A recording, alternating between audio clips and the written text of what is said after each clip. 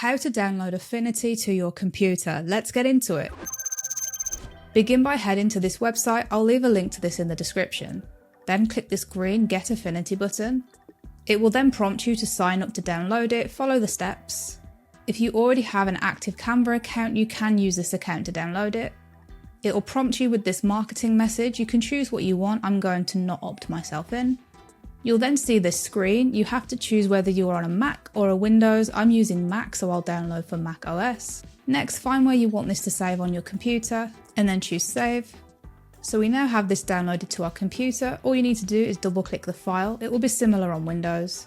Your computer will then prompt you to follow the install instructions. For Mac, it's just simply dragging and dropping like so. Now when you next come into your applications, you will see the Affinity app right here. All you need to do is double click on it to open it.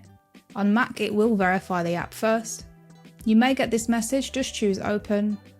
Again, you'll be prompted to either log in or sign up. I'm just going to log into my Canva account.